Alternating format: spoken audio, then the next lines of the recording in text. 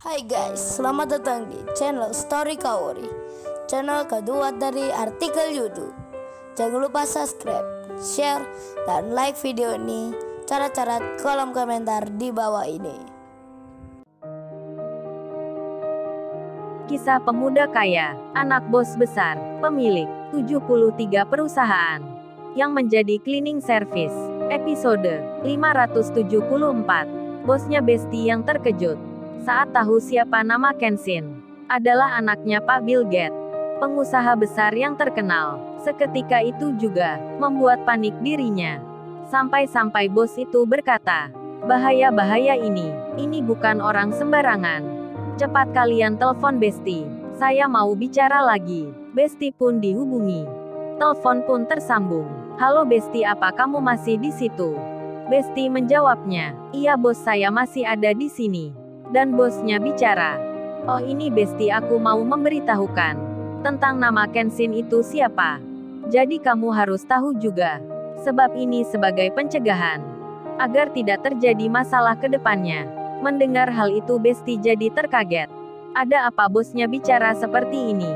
Dan bosnya pun berkata, "Oh ya Besti, sebisa mungkin kamu dan Rudy harus bisa menahan pemuda yang bernama Kenshin Himura agar tetap berada di situ." Besti pun bertanya, "Menahan gimana bos maksudnya? Apa transfernya itu palsu? Kalau gitu Besti laporkan polisi saja." Bosnya pun menjawabnya, "Hus Besti, kamu jangan sembrono," berkatanya. "Apa mau kamu perusahaan bos ini berhenti? Kalau bicara dipikir dulu. Jangan asal keluar saja dari mulutmu." Besti dimarahi bosnya. Dan bosnya melanjutkan bicara, "Kamu Besti, belum saya jelaskan tentang pria bernama Kenshin itu siapa. Langsung saja menyela. Kalau terdengar orangnya, apa tidak bahaya itu? Asal kamu tahu Besti, sekarang di tempatmu itu ada seorang yang penting. Pokoknya kamu harus berbuat baik pada pria itu. Jaga bicaramu, jangan sampai menyinggungnya. Dan katakan agar menunggu sebentar. Sebab sertifikat rumahnya Wati akan segera dikirimkan. Jadi kamu harus menahan pria itu dengan baik dan sopan sampai bos datang ke situ."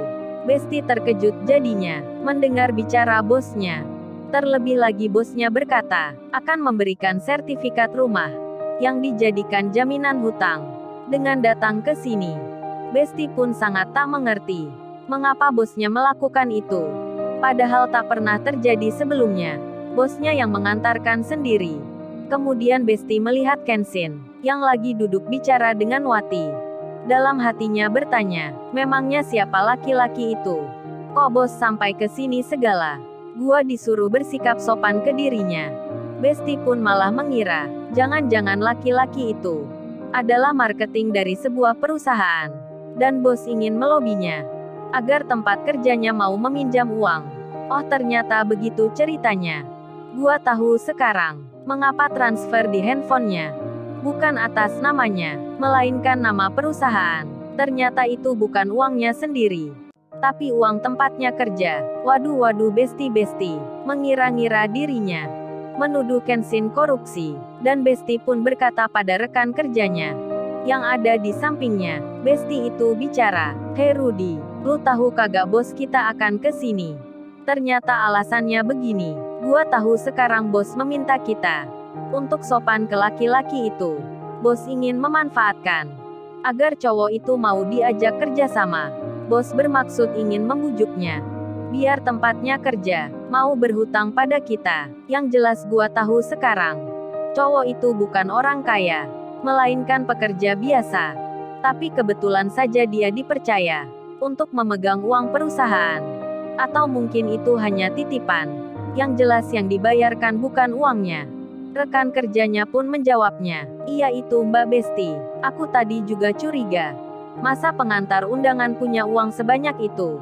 Ternyata bos minta kita menahannya agar tak meninggalkan tempat ini. Biar bos bisa bicara secara langsung. Atau kata lainnya dia bisa ditipu." Besti dan Rudy mengira hal yang demikian. Mereka tak sadar-sadar dengan maksud ucapan bosnya. Sedang bosnya sendiri buru-buru naik mobilnya. Kepanikan ada di hatinya. Sekretaris dan pegawai pentingnya pun sampai ikut pula. Mereka ada yang bertanya, bos memangnya kenapa sampai bos sendiri yang ke sana? Bukankah sudah ada Besti dan Rudy yang di situ? Atau kalau penting dan hanya mengantar sertifikat jaminan ini, bisa menyuruh kita? Bosnya pun menjawabnya, apa kalian tidak melihat sendiri tadi? Bukti transfer itu atas nama siapa? Serta pemilik dan pemuda yang ada di komputer kalian. Bukankah sudah jelas namanya, dan uang yang dikirimkan pada kita adalah atas nama perusahaan raksasa? Kalau hal ini diketahui oleh pegawai keuangan di perusahaan itu, dan ditelusuri oleh mereka, bisa-bisa gawat nantinya. Perusahaan kita akan ditanya. Kalau salah menjawabnya, bisa-bisa menyinggung mereka. Yang kerja di sana bukan orang-orang biasa, melainkan orang-orang hebat, yang masing-masingnya juga banyak punya perusahaan. Kata lainnya mereka adalah bos pula. Kalau dirasa transfer itu mencurigakan, tempat kita akan diobok-obok nantinya. Iya kalau satu perusahaan, melainkan ada banyak sekali. Dan tak menutup kemungkinan, perusahaan kita akan di-blacklist oleh mereka. Kalau tersebar luas, apa tidak bahaya bagi reputasi kita? Dan dampaknya bisa fatal. Tak ada orang yang percaya pada perusahaan ini. Tak ada orang yang berhutang. Sekretarisnya pun bertanya. Tapi bos tidak mungkin orang-orang itu bisa tahu ini nantinya. Mungkin hanya mengiranya hal biasa. Bosnya pun menjawabnya. Tidak tahu gimana, yang mentransfer pada kita itu orang yang penting. Bukankah kalian lihat sendiri? Dia itu tuan muda, lebih penting dari pegawainya. Pasti pegawai keuangannya bertanya, ada apa tuan mudanya? Membayar hutang pada perusahaan kita. Kalau tersebar rumornya tentang masalahnya, bisa-bisa menimbulkan kegawatan. Apalagi kalian tahu sendiri, Besti dan Rudy, serta pegawai penagih hutang lainnya. Kita latih untuk tegas diri. Tak boleh kasihan pada orang yang berhutang. Kalau orangnya mengelak dan sering janji, kita suruh barangnya disita. Dan saya yakin pemuda di situ mengetahui hal itu. Kalau dia nanti cerita pada ayahnya, apa tidak bahaya bagi perusahaan ini? Bisa-bisa kalian semua tak kerja lagi. Sekretarisnya pun mengerti, langsung saja menjawabnya. Iya bos, masuk akal sekali. Itu sangat berbahaya bagi kita. Dan dengan cepat-cepat, bosnya pun langsung menuju ke tempat yang dimaksudnya. Sementara itu Besti menghampiri Wati. Besti berkata, oh ya Mbak Wati, sertifikat rumahnya akan diberikan sebentar lagi. Serta juga bukti pelunasannya, akan kami berikan pula. Jadi selamat untuk mbaknya, mendapat rejeki tak terduga. Besti sambil melihat Kenshin, tapi hatinya berbisik.